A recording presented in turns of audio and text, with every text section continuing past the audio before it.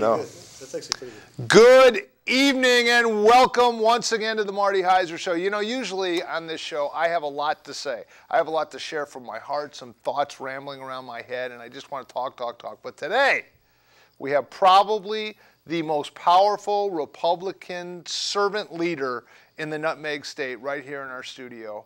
So I want to get right to the mayor. But before we do, tonight is Game 7, the Ottawa Senators versus our beloved New York Rangers. I don't know if we can cut to the Rangers sweater right here. Eventually you'll see it. The score is 2-1. The Rangers are winning after 2 periods. We promise to give you on-the-minute updates of that game as we turn now to more sober subjects with our beloved mayor, Mayor Boughton. Thank you so much for coming in. Thank you. I really appreciate it very much. And we have Jim Bolano here.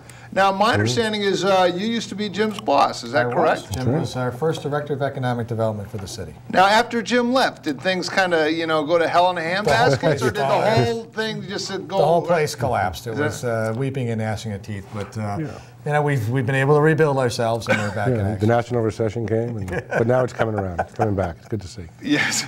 Mayor Boughton, we spoke a little bit. I've known you for quite a few years now, and I remember it was August of 2008, that fall period, when this state and this country went into an incredible economic decline. And you very somberly said that you thought that this was going to be the great challenge of our generation working our way through.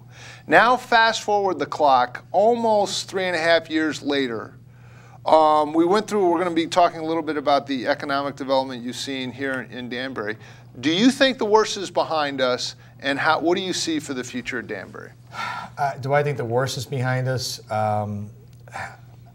It's tough to say. I mean, and the only reason I say that is because, the economy is teetering. We're talking in the macro picture now, not Danbury, in terms of nationally and internationally. So anything that could happen in Europe, any kind of debt crisis in Europe, and that seems to be bubbling up in Spain and Portugal and other places.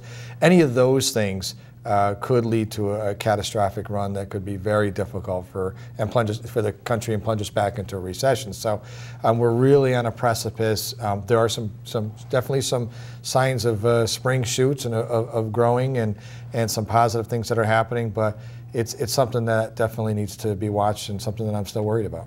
Okay, but let's talk about a little bit about the economic development here in the Danbury area. We were just going through some of the incredible businesses that you've been able to attract to this area. Also, by the way, Jim's job was taken over by Bruce Tumala. Yes. Right? And he's a new economic developer, yes. and he's helped with some of this. But tell us a little bit about some of these companies, Belimo, and what that company means to Danbury, and how were you able to attract these companies to bring the jobs here to Danbury? Well, Belimo for us was a hold, right? It was a critical hold for us because they are one of the few businesses that's really building and expanding and doing very well. They've had a real strong year last year. One of the nice things about Belimo is that 82% of the 300-odd employees that work at that plant live in the city of Danbury, not just the greater Danbury area. They live in the city of Danbury. So this is a homegrown company that affects Danbury residents by getting them to stay and to commit to expanding, building on, by the way, a contaminated piece of property over on Turner Road. They'll invest $40 million in the community. They're going to add about 400 jobs over the next 5 to 6 years. There's zero cost to the taxpayers up front. We are giving them a tax deferral, but remember, that's just an abatement on the increase of their assessment. We're not laying out any cash. And we're going to see significant job growth in a growing industry for Danbury, and that's a good thing for us. Now, contrast that with some of the state deals, right? You had the Jackson Labs deal where we gave them approximately $500 million in really they're forgivable loans, which means that they're grants, right? A forgivable loan means you just give them the money and you hope that they pay you back. So this was the governor and the state legislators that just opened up the treasury and handed them cash. Gave them free property, gave them a free building, and hopefully at the end of 10 years they'll create 300 jobs. Now the idea is, to be fair, the idea is that they want to create this corridor of bioscience and create this corridor of technology and pharmaceutical development in Connecticut. So they're looking at this as a linchpin, not just the 300 jobs, but the reality is that at the end of the day, we've been able to do it with a lot less investment. And really, I mean, we had some assistance from the state, but they're not participating in any meaningful way in Belimo's expansion. Wow. Now, and that, we were talking about this earlier, but you think once it's completely built out, they're going to add upwards of 400 jobs. New jobs. Those are new jobs, yes. They have 400 existing, they're going to double that. Close to 400, not quite, but yeah. And that's not even counting the construction jobs. Not counting construction and anything else. And this building is going to cost? It's a $40 million building. It's 180,000 square feet. They're going to make it expandable by another 60,000 square feet because they plan on growing even in the future. This will be one of their major plants here in the Northeast. It's actually a manufacturing plant. They make things there, admin offices, shipping and receiving, as well as a manufacturing floor. Wow, 200,000 square feet. That means a lot. Now, let me just say, the phone number here, that number that's up there, if you call that, you're going to get Wazizi land over in the Middle East. The number you want is 203-438-2003. Could be Uzbekistan. You know that credit card commercial where the guy answers in the sweater out in the hut? You dial that number, that's what you'll get. But call 438-2003 if you have a question for the mayor. Jim, what are your thoughts? First of all, what was it like working for this man? Was he a bit of a tyrannical person, or was he touchy-feely, hugs around the office? What was it like? Well, we go back because I was regional economic development director, and the mayor was on that board as well. So it was a kind of a nice transition. And you know, Danbury is the engine for the entire region. I don't know if the mayor would agree or not agree with this. You know, when you have a valuable asset, and Danbury is a valuable asset, you can either develop it and have the asset grow, or you can squander the asset. And I think, to the mayor's credit, maybe the best thing he's done is make that asset grow. You know, you were talking before about, or before the show, about New York and, you know, us getting jobs from other places. New York is expensive. It's a tough, you know, big, bureaucratic, government-heavy state, and folks come here because it's close by. Same thing with Lower Fairfield County, you know. It's expensive down there, it's heavy traffic down there, and Danbury benefits from that fabulously. And folks don't want to go to places. I don't want to knock other cities. Can I knock other cities? No, the I-95 corridor. They don't want to go to Waterbury. They don't want to go far out. And, you know, and the state could dangle places like Oxford in front of people. But at the end of the day, Danbury is a great place to do business, and I think that's you know, in large part due to the mayor's leadership. Wow, this is turning into a goddamn love fest around here. It is. It really is. It's a hug fest. Is that what you like? He is the most powerful Republican. By the way, if you're out there right now and you have a pothole in front of your house and it hasn't been filled, now is your time. You can call in and ask the mayor about that. Let's go through some of these other ones too. Pitney Bowes, which is you know, an all-time Connecticut employer. But what were the final decisions in when they were expanding, they're consolidating, but they consolidated to Danbury, not closing stuff down here? What helped bring that about? Well, I think the fact that they have a very large presence and a large footprint already in Danbury. They had a building that was readily expandable, if you will. It was easy to expand, and they like being on the 84 corridor versus being on the 95 corridor. That's huge for the Pitney Bowes administrative team. So when we had met with them and talked with them about moving their Shetland operations up to Danbury, that was one of the major selling points, is being able to be here. A lot of the folks are pretty happy because they were commuting to Shetland. They're now coming back into the Danbury plant. That was about a move of about 110, 112 jobs, but there'll be some expansion over the next several years as they continue to build out their footprint, and then they are talking about doing even more consolidations, which we hope will include the Danbury facility.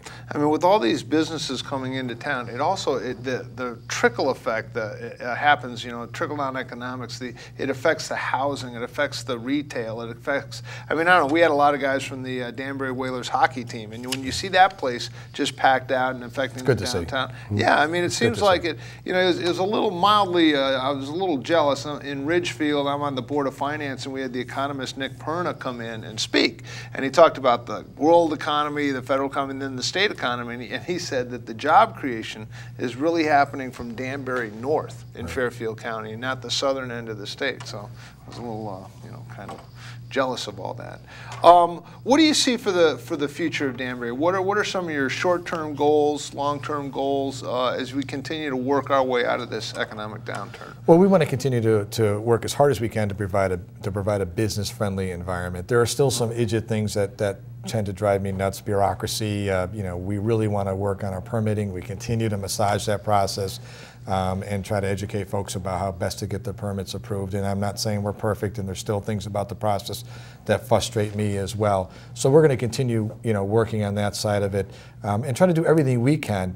While the state has made it pretty clear that they're, you know, hostile in many cases to business. The state's schizophrenic. They literally talk out of both sides of their mouth. If you go to a chamber event, state leaders will tell you how pro-business they are, but yet they're in Hartford passing every anti-business piece of legislation you can think of under the sun. So we can't control that, but what we can control is the environment that we have in our 44 square miles. And so we're going to continue to do that to keep our folks working. We have the lowest unemployment rate in the state. It's been tough on our residents, though. It's doubled. The unemployment rate's doubled, right? We were at 3%, now we're at 6.7%, so it's all relative. But the fact of the matter is that we're recovering quicker than other communities, and our hole hasn't been as deep as them. So that's some of the short-term stuff. Managing the city's day-to-day finances has been a very difficult challenge over the last 4 years, because while we're the last person in the hole, the municipalities are, we're also the last one to come out of it. So you'll see business now, hopefully housing will follow, and then the municipalities will be in much stronger shape. So we've spent a lot of time managing our finances internally. Has that been a unique challenge? I know statewide, you know, some of the statistics on it are that Connecticut is considered the most unbusiness-friendly state in the country. Is that difficult to be sort of a little island of enterprise, you know, saying, well, don't look at the rest of the state, you know, right here we're open for business and we're going to work with you? Has that been difficult as you try to attract new companies to come? There's some things that, there's some things that you just can't overcome. You can't overcome a state permitting process that's archaic and takes forever for people to actually get a permit. You know, I always give one example where the state of Virginia can issue a permit literally in 2 weeks. That takes the state of Connecticut 6 months to issue. That we can't control that, and that will drive business out, as well as a lot of the legislation that you've seen come down, both from this legislature and last year's legislature. Caller, do you have a question for the mayor? Yes, I did. I wanted Mr. Mayor to explain to the people about the upgrade that the state is trying to mandate on the city of Danbury for the sewer plant, for the phosphorus. I know it's going to affect all towns as well as Danbury itself, and I just wondered if he'd talk about some of the numbers that are going to affect all of us. Thank you. Thank you. Thanks for your call. What about that? Give us a 30-second primer on what she's talking about. It's a great question. The EPA and DEEP are really, in your mind, are government gone wild, and they are mandating a reduced amount of phosphorus discharge from our sewer plant. What does that mean? What's the takeaway here? What it means is that the mandate on us is about $35 million to meet their standard for phosphorus discharge. And really, there's no cost benefit to it. That's the sad part about this. Now, we continue to work with DEEP. EPA has been absolutely reticent about not working with us at all, but we're going to continue to work with them. And if we have to, we'll litigate it, because the impact to the ratepayers, both in Danbury, Bethel, Newtown, Brookfield, all those communities that use our sewer system, will be catastrophic. We're talking about a 56% increase in your sewer rates. Wow. So we're working hard. We had a long meeting today about that. We're going to continue to fight that. I just want to say, we want to be good stewards of the environment. You know, we want to have clean rivers, and we'll do things if we know at the end we're going to have a better river, a better stream, et cetera. But the reality is that there's not going to be any better water quality, because you're not reducing the amount of phosphorus enough to make a real true difference. One of the concerns of DEEP is the Limekiln Brook. That's where our discharge goes into. The Limekiln Brook wouldn't exist if it wasn't for our sewer plant. If we were to turn it off the sewer flow, there'd be no water. And yet they're saying they want fish to live in there. There were never fish there before, because there was never a brook there before. So it's incredibly frustrating, and it really is a case of government gone wild, and we're going to keep fighting. Well, I mean, we bought a piece of property in Ridgefield, and already EPA and some of these other things are making it so we can't even use it. What question do you have for the mayor? Well, I would think there's a perception out there, and the perception is probably reality, as we discuss, you know, the state giving away money for one company, and it is true that that's the case. In other words, the state does give economic incentives to some of the larger cities, and Danbury is a large city and becoming bigger. But how do you kind of grapple with that? In other words, when it comes time to attract businesses, basically you have your tax deferment, and maybe you get some good help from the utilities who kind of offer some things coming out of town. But the state is really never there, and that's got to be a point of frustration, I would think. It is. I mean, you know, the state of Connecticut really hasn't done what I thought they should have done in 2010, which is really consolidate all of the various economic development agencies into one one economic development agency to make it very clean and very clear as to where you go for help and assistance, and also make it easy for municipal leaders to go. So I know who to call when somebody comes in and says, hey, I want to build a big factory here. Right now it's still too diffused, it's still top heavy, it's bureaucratic to the nth degree, and it really hinders us from getting anything done. We have a horrible case of paralysis by analysis, that they look at stuff so long that the market moves. And in this day and age, when you can move money around so quickly and make decisions so quickly, we still have a monolithic state government that can't react to the marketplace. So we locally, the best thing we can do is provide a hospitable environment for our businesses. We can share with them what our vision is of Danbury. We can talk to them about some of the incentives that we can offer, and we can try to expedite their permitting as fast as possible to get them in the ground, because time is money for them. I thought you were going to say they should have elected him in 2010 as lieutenant governor. That was the mistake they made, but he went in a different direction. I have a question about that. Working with Governor Rell versus working with Governor Malloy. But caller, you have a question for the mayor? Yes, good evening. I want to bring up 3 things, and I'll be civil about it. Number one, I think it's time that there is new leadership at 2 Mill Ridge. That's executive offices of Danbury Housing. Number two, and I'll end on a good note. I think that the mayor came in this year with a increase in the mill rate and a sewage and a water rate increase. I think that let a lot of people down, and I think that's going to drive business and people out. But I understand that the Board of Ed was asking for money. I think he pretty much caved into the Board of Ed. I don't think they're really thrifty up there, especially when they only allow like 19% of their budget goes for like 80% goes for salaries and benefits, right? Yeah, only 19% goes for equipment, routine maintenance, and supplies. Anyway, I'm going to leave on a positive note. I want to thank the mayor for his military service, because he served in infantry and the reserves, and if it came down to it, he was willing to give his life for this great country. And thank you, and a good show. Thanks a lot. Appreciate it very much. Yeah, let's just talk about that. New leadership at Danbury Housing. Yep. Mill rate increase and water rate increase. Yep. And he thinks the Board of Ed spends too much money because 80% of the pie goes for salary and benefits. One at a time, lightning round. What do you think? Danbury Housing? Heads need to roll?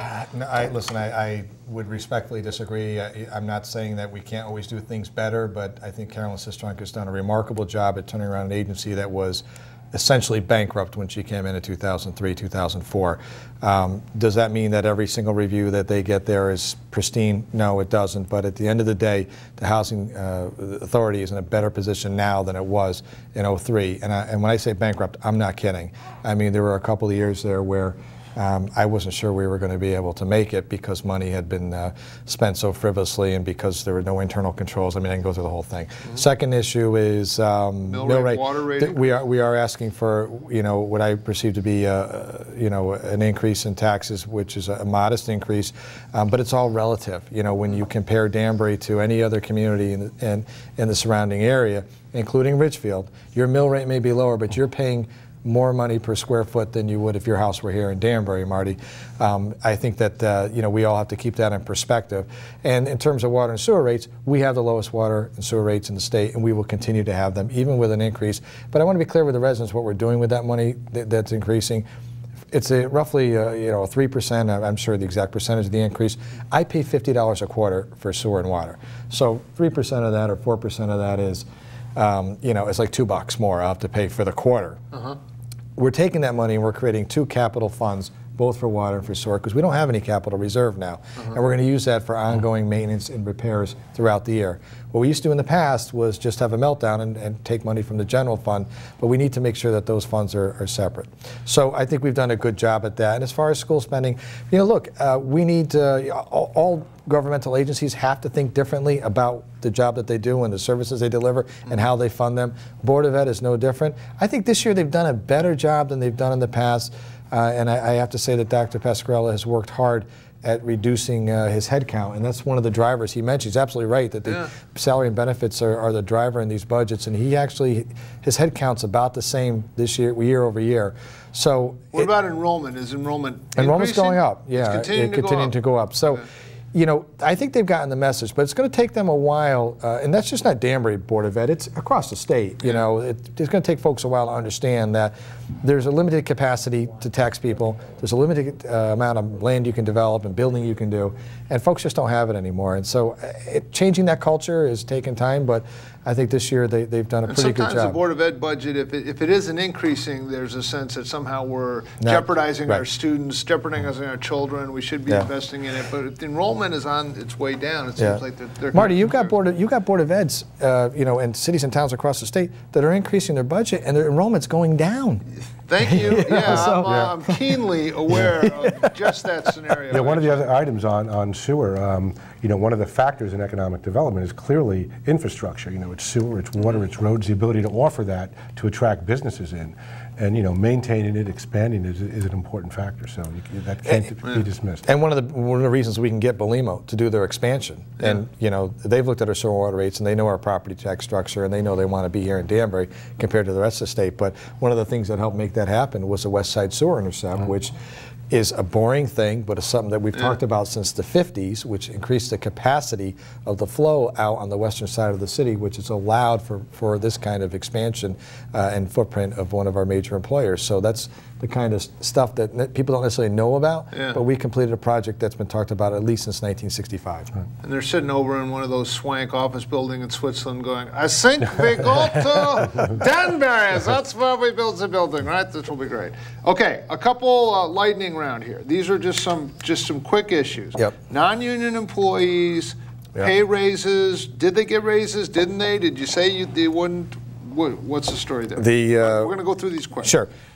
We adopted all of our union contracts in roughly about January of this year. All those included raises. My non-union people, and the City Council voted unanimously for all of those contracts. My non-union people had not had a raise in 4 years. So they took it pretty hard. And they did that willingly to help out the city.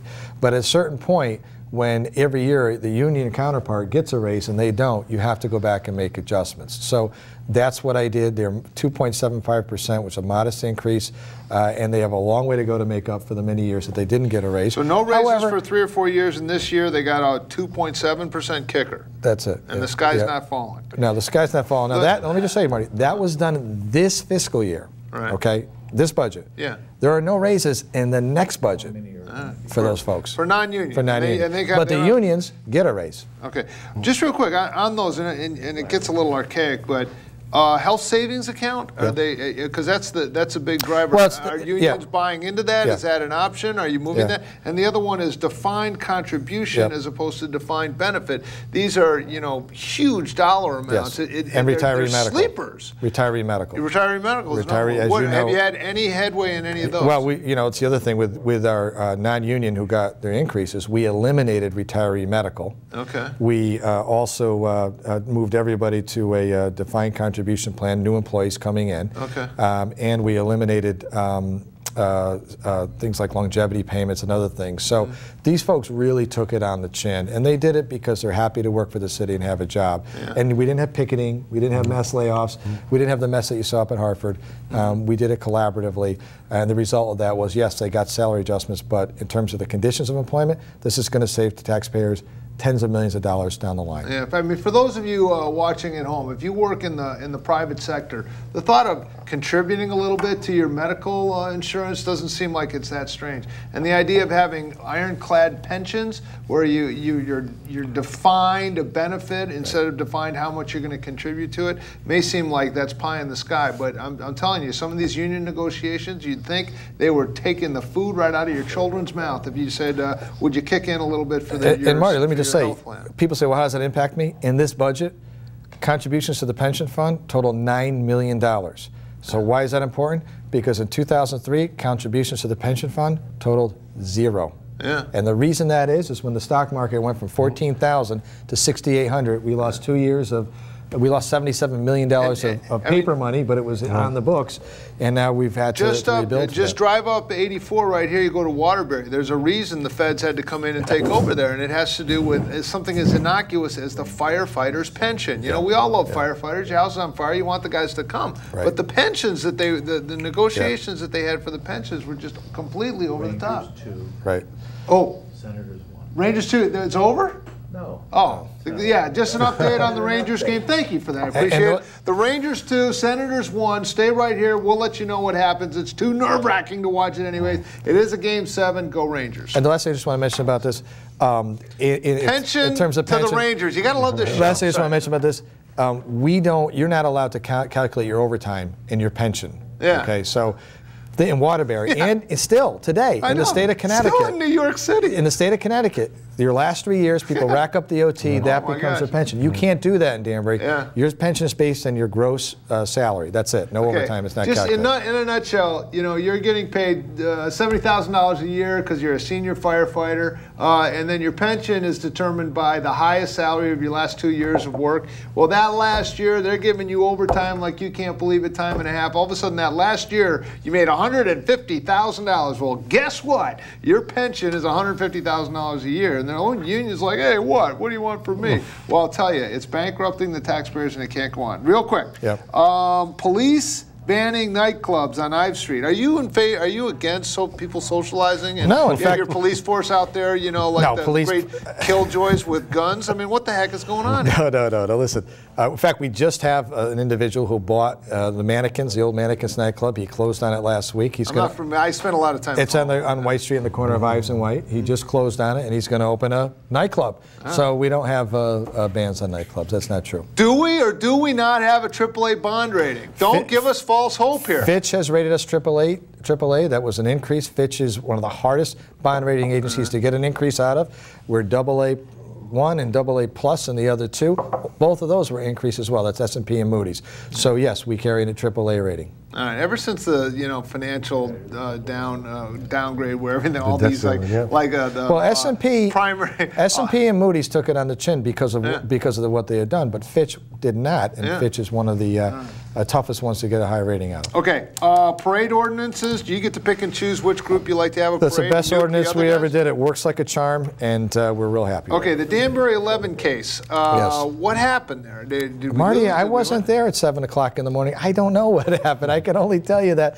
I can only tell you one thing about that, and that's if you listen to the arguments that are currently going on in the Supreme Court, the Supreme Court justices have seemed to agree. They haven't ruled this way. It seems to agree that police can arrest folks that are here illegally, but we didn't do that anyway. Apparently they can do that in Arizona now, that's for sure. By the way, the government needs to get better lawyers because our president's lawyers, I mean, the conservative lawyers are doing a lot better. Terrible. Caller, do you have a question for the mayor?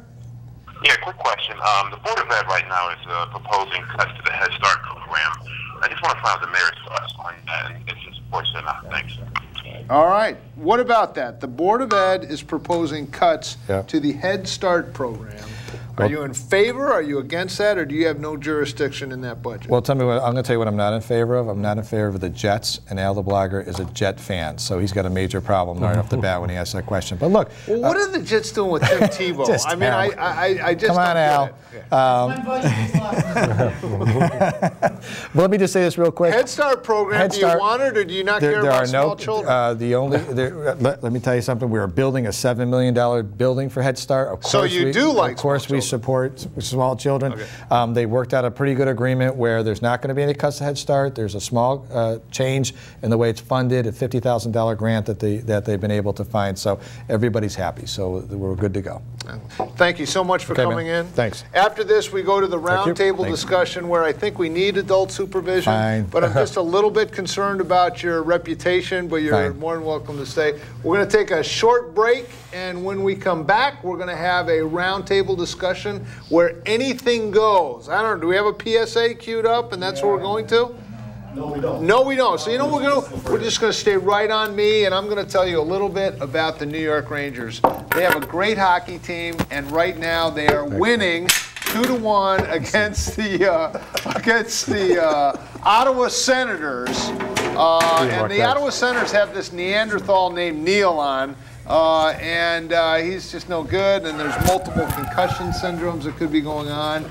As the mayor exits stage left, we have traded Mayor Boughton for a great liberal mind, backed by popular demand. Larry Ditkoff is joining us. This man was trained at some of the finest institutions of higher learning in America. He is an Ivy League grad. He is a stock market analyst savant, and he has a lot of good ideas about the Democratic Party and the way the world should be run. Unfortunately, a guy just walked right in front of the camera, so you don't get to see everything that you'd want. But welcome, and there he goes again. But other than that, it doesn't matter, because it's right here on public access television, and I just really appreciate, all kidding aside, appreciate very much Mark Boughton coming in and letting us know what's going on in this fine city. And we tried to hold his feet to the fire on some of these other things. But he's already lost one vote tonight, Marty. He seems to, what, the whole Jets thing? Now that'll do it. What's with you guys trading for Tim Tebow? What's the thinking behind that? Well, you know, Rex and Woody Johnson didn't actually consult Now, Rex, me. he's the guy that's into feet, right? Well, everyone has their fetishes, Marty. Okay. Everyone's got their thing. It's more into food, I think. But it would appear so. All right, we're joined by David Straight. Always a pleasure. Jim Bolano and Larry Ditkoff. Really appreciate you coming in. Good to be back on Dave, TMHS. you always have stuff printed up. You always have stuff on your mind. You gotta come What prepared. do we need to talk about other than the fact that we might not have President Ron Well, let me Paul? lead in with just a couple things that are just kind of out of left field, right? But this past week, I don't think Michelle Obama helped her husband too much. But I must say that I do share a fantasy with Michelle Obama. She said yesterday in an interview that one of her fantasies is to walk out of the White House and keep walking. That's a fantasy I share. The other thing Michelle Obama is a lovely lady, raising two lovely I daughters, share her fantasy. and I think she's wonderful. So let me just make one other comment. She made, and this would really, I mean, this is serious. This really gets under my skin. She said, she made a speech this week. She said, 2 years ago we made history together by finally passing health care. Blah, blah, blah. She said, and because we passed this law, insurance companies will have to cover basic preventive care like prenatal care, mammograms, and contraception, and here's the clincher, at no extra cost. Marty, no extra cost. Who's paying for it? Yeah. I mean, where do they think money comes from? Where do they think services come from? Services aren't free. Why does she say that stuff? But that's the mentality that we have to fight. There's a mentality there that there's this big government that's just going to give away stuff. Where are we wrong on this? Well, Marty, you know, it's funny. I was saying to Dave before the show, gee, I just hope we don't have another discourse about healthcare again, because it seems like we've talked about it every time. Yeah, I've been on TMHS. Trayvon Martin. I want to talk about Stand Your Ground. I want to talk about the Ryan budget as well. But once again, defend Obamacare. Go right ahead. Well, you know, well, do you want a general discussion about Obamacare, Marty? No. Again? No. Okay. Go right to the Stand Your Ground one. No, I'll just say, no, there's certainly a cost associated with that, with everything. I think what Mrs. Obama said, and yeah, I know she said she's definitely not running for president. I think that was the point she was making about. It's not going to be a Bill Hillary thing. It's not going to be like a. Hillary's already, taking measurements for drapes in the Oval Office. Well, that's a while She's done away. her little thing with Secretary of State. She's pounding beers down in El Salvador, wherever she was. We've all seen the pictures. Go ahead. Okay. At least not with the Secret Service. That's right. The Secret Service. The not so secret. Yeah, they were. I think what she's saying is it's just that these would be services which were already covered by health plans, and that it was implicit in the overall cost of protection. I mean, I don't really know exactly what she meant. It's easy to take comments out of order, but one of the things I do want to talk about, and we could talk, and I'll kind of segue a little bit into the Ryan plan for a moment. One of the things about Obamacare by the way, I got now, it's Patient Protection and Affordable Care Act. I couldn't come up with the acronym. I just call it the last. I know you just called it Obamacare. The last time I was on the show, it has what's called the President's Act, ACOs. Those are accountable care organizations that are implicit that have responsibility. I got keep talking. Thank you. That has responsibilities for, to a certain extent, keeping costs down. Looking at ACO. What's cannibal care organizations. Okay. And this is you look at government-run clearinghouse for healthcare. It's oversight. Yeah, it's an oversight. Government's going to get involved, and it will become less expensive. It's an oversight. No, well, what? Now, they have a meeting in Vegas at $1 million too. I believe it was $850. The GSA. Visual guy. I go to the hot tub with your buddy there who's pleading the fifth. Okay, but the point I'm trying to make. These might be the death panels, though. The point I'm trying to get across is that there's some accountability on costs. The Ryan Plan, which in his so-called Path to Prosperity, which Mitt Romney has come out for, which he referred to as a marvelous plan, in essence gives a voucher amount to each senior and say, well, you have to buy insurance in Medicare, with the funds that we give you. Anything that you can't afford, well, it's got to come out of your pocket. And if health care costs rise greater than inflation or greater than the specifics that are accounted for in the plan, well, that money comes out, comes out of your pocket. What about savings? It's been estimated. Well, the point I want to make to you, Marty, is that people talk about this plan, how it's it's great, it's tax cuts and it's putting more money in the pockets of individuals. Right. You could give a low-income senior, they might save a couple of $100 in terms of lower taxes. What they wind up having to pay, depending upon what specific circumstances, what specific health needs they have, maybe, and I've read this, $7,000, $8,000 a year more, based upon the Ryan Plan. But so, what the mayor was just talking about with some of these union negotiations, there's something called the Health Savings Account, HSA, right, HSAs, which everyone seems to be going to, and the idea is you pay in to your Health Savings Account, and then if you're sick and if you need it, you draw off. Tax-free too. Tax-free, but if you don't, you get to keep the residual income for yourself. Yeah, I know. And for the vast majority of people in their 20s, 30s, 40s, 50s, 60s, when they don't have catastrophic health issues, that can become a real benefit. Yeah, sure, Marty, but but here's the issue. Not everyone can necessarily afford it. Not everyone can afford to put money in health savings accounts now. They need the money now. And what about for people who are currently 60, 70 years old, people who are currently retired? They don't get touched. Ryan Plan doesn't touch anyone over 55. I don't. Protects everyone under 55. I don't think that's right, Jim. Yeah, here's the thing. Well, it is. As a college professor, how can you say that? Well, here's the thing. First of all, Obamacare is unconstitutional, so we can't laud something that's going to be that struck remains to be down. seen. Remains to be seen, but let's keep our fingers crossed. Number two, the Ryan Plan, as far as I know, doesn't touch people 55 and over. And the one thing we could say about Social Security and Medicare and Medicaid, they're unsustainable. The trustees of the fund say they're going insolvent. Social Security before, Medicare before Social Security. So something has to be done about it. And the Ryan Plan gives more money down the road to the under 55 group for low income and actually forces wealthier recipients to pay more. Basically means tests it. Every time someone tries to touch it, the Democrats scream, throwing Granny off the cliff and this and that. But the fact is, they're unsustainable. Where's the emphasis on cost control in the Ryan Plan?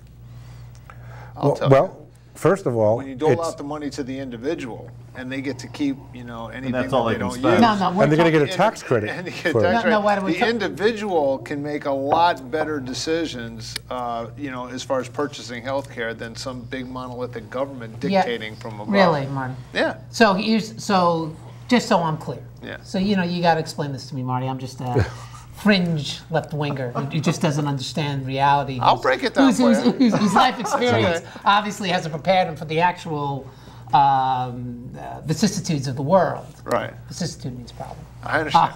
Okay. Well, if you didn't know opine, I wasn't sure. I know what opine is. Reflect on and conjure over. Okay. Yeah. That's not opine. Opine is actually state, but that's another issue. Okay.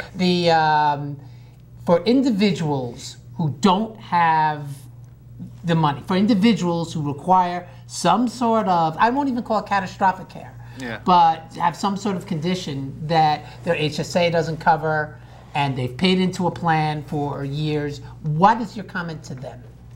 For people that can't afford health care in this country, they're already taken care of. As a matter of fact, when I was listening to the Supreme Court talk about this, when you're the liberal lawyer that was presenting the government side couldn't really get his thoughts He straight. had trouble on the Arizona No, law. yeah, I don't know why don't they bullpen bring in the righty? You know what I'm saying?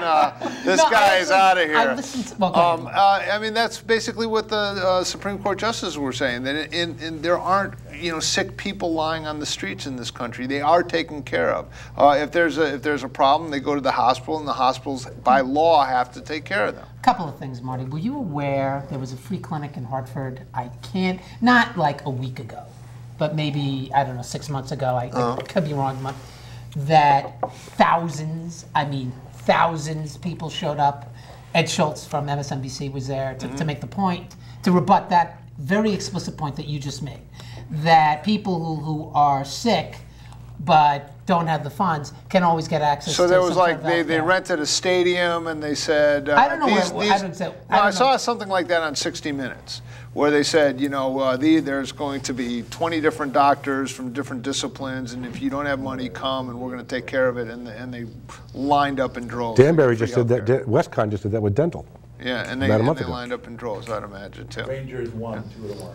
The game is over. The Rangers have won 2-1. That's good. You can watch Rangers 60 MSG Network, but stay right here with the Marty Heiser Show. We need By the way, if you'd like to call in 438-2003, if you'd like to either throw Larry a lifeline or tell these Neanderthal right-wingers that they're all wrong, don't hesitate to call in. Or if you saw the game, the Rangers. Well, let's get on with Stand Your Ground. All right, can we talk about Stand Your Ground? Absolutely. There's something I want to toss out to the panel, and it's something that, to my knowledge, hasn't really been discussed, in this matter. And I'm referring, of course, to the Zimmerman Trayvon Martin matter, which has been debated pretty much to death over the past, month and a half. It's a riveting case. Yeah, it is a riveting case, but I don't want to talk about the case specifically. I want to talk about the law, and here's my point about it. And I went to the statute, and I actually read the Florida law, and just for those who may not be all that familiar with it, in Connecticut, New York, and a lot of states, you have what's called a duty to retreat. That if you're in a situation where your life, is threatened, or you're in physical, danger, you're required to run away, in essence, if you can, to prevent some sort of mortal conflict. Florida and other states which have these stand your ground laws says that if you're legally entitled to be in a place, then you don't necessarily have to retreat if you feel that you're being threatened, and you can. So do you agree? I mean, do you think that's the right law in Connecticut? No, but it's not just the law itself. One of the things you have to take into account with any sort of law or with religion is practical uses of it and susceptibility to abuse. There are people. They're not criminals. I'm not talking about guys like Cho at Vatek or that knucklehead in Norway, or this guy who shot at Oikos College recently out in Oakland, California.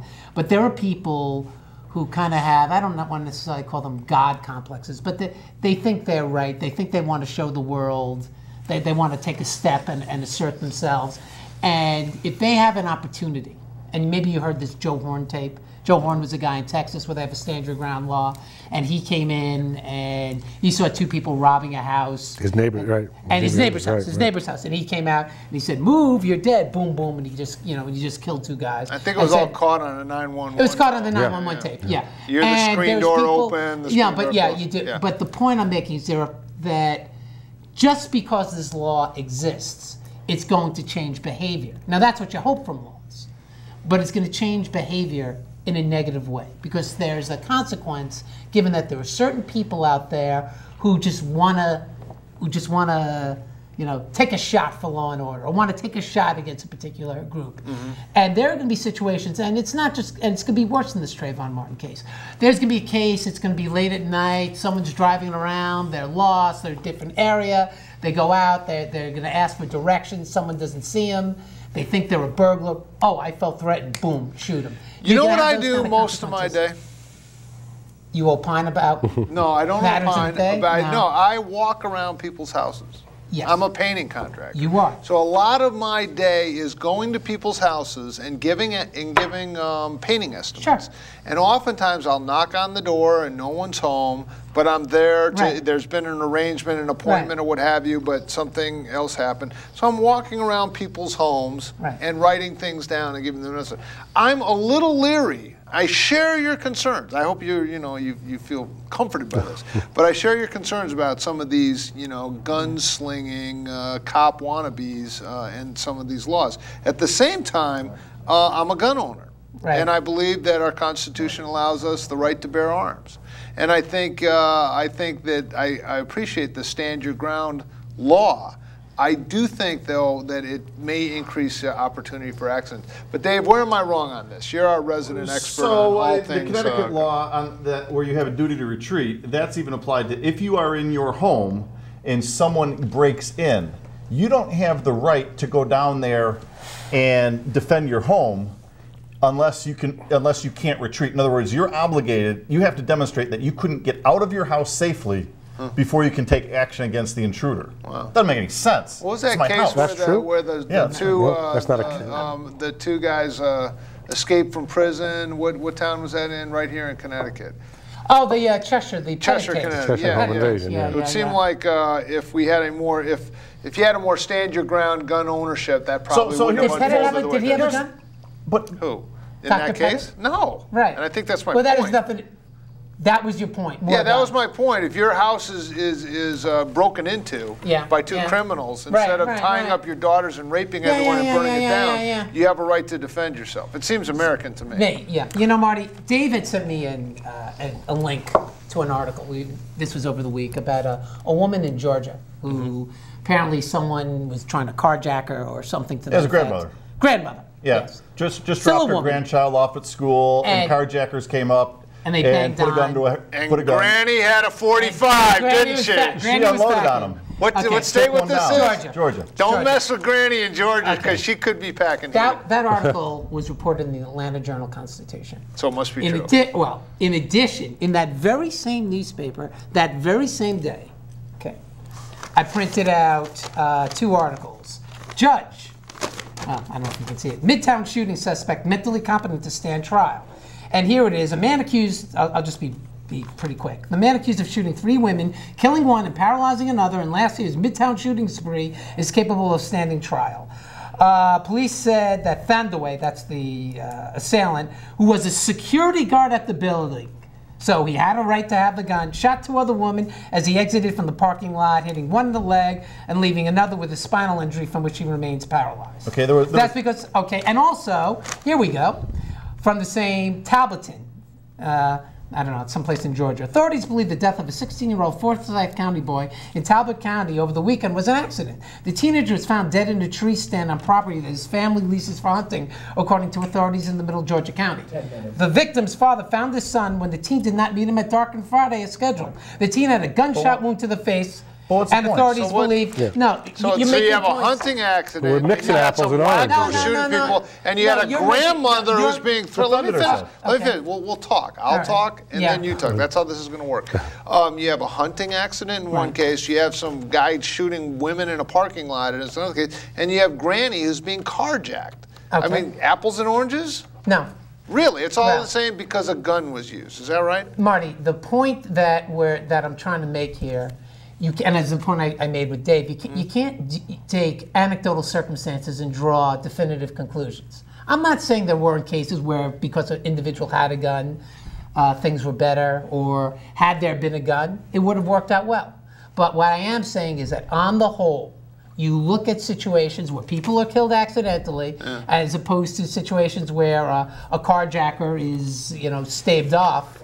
Right. And on the whole, you have to ask yourself, are we necessarily better off having guns in society? I'm not talking about just, You got to ban cars, Larry.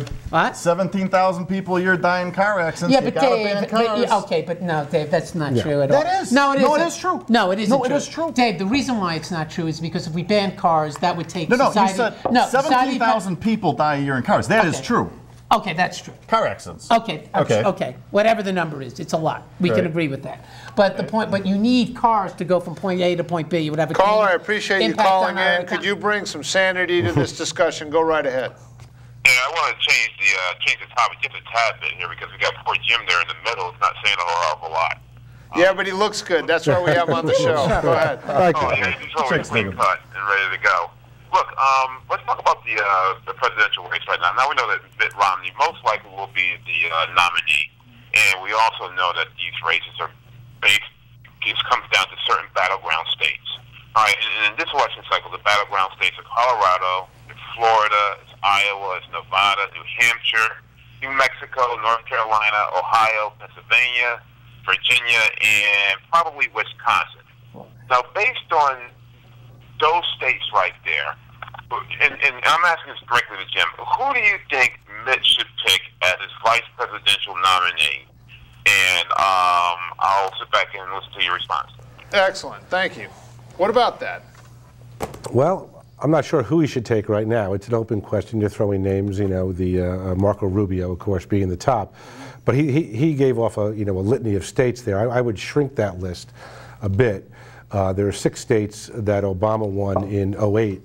If they flip, Republicans will gain the White House, and they are Florida, Ohio, New Hampshire, North Carolina, Virginia, and I'm missing another one off the top of my head. So, yeah, so it's 6 states. Pennsylvania, maybe?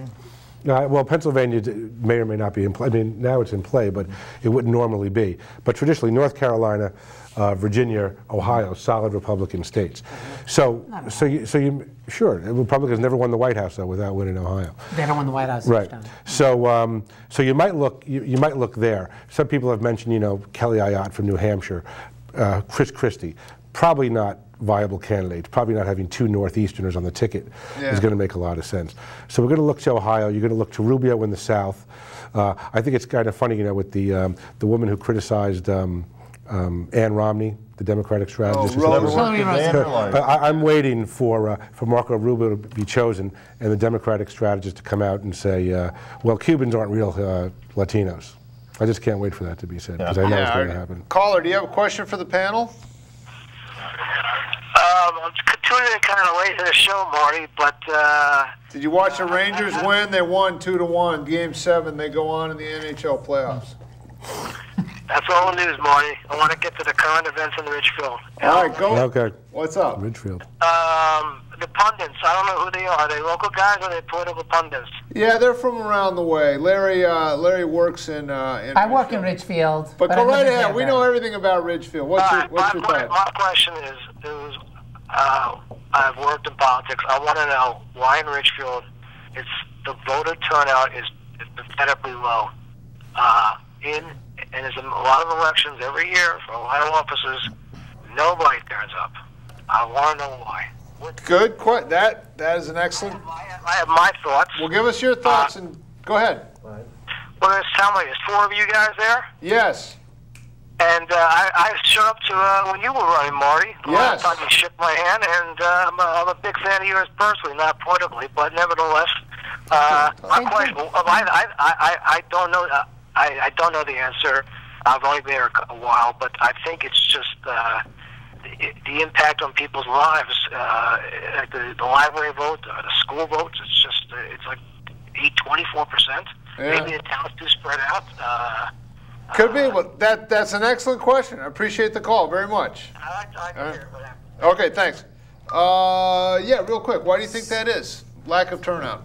I have no opinion on that. You have no opinion No, whatsoever? I want to come back to Did you vote? Okay, right now, by a show of hands, who voted in the most recent primary Tuesday this week? Honest engine.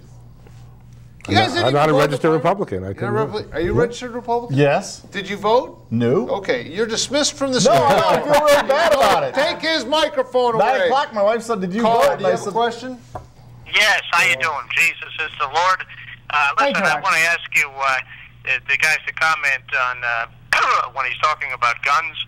You've got to address the question about human nature, which is why we have the Second Amendment in the first place. Good point. People founded our country, they know about human nature. That If men were angels, there'd be no need of government. Go ahead. You're on a good track here, son. Go ahead. Well, what I'm trying to tell you is that if you can't outlaw guns unless you're going to outlaw all guns, police and all.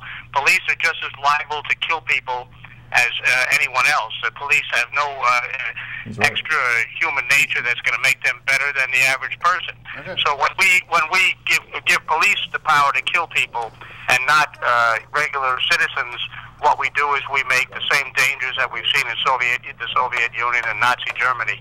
And people don't seem to learn this lesson. If you look at what's going on around the country, you'll see more and more people being tased to death, as it just happened in Meriden by 2 police officers. Yeah. And in New Hampshire, all the time, government is killing people. So you've got to understand, we need the right to bear arms to fight against unconstitutional government. That's why we have that. Thank you very much. Appreciate it. It definitely sounds like. Well, yeah, I did want to respond. One, I didn't say we should outlaw guns. I said we probably have too many guns. And also, I think just the fact that there's the Second Amendment, and we can debate. Well, I don't think it's a debate unless you to chime in on this, Jim Beeman. That's your professor. The Second Amendment doesn't allow unlimited and unfettered access to guns.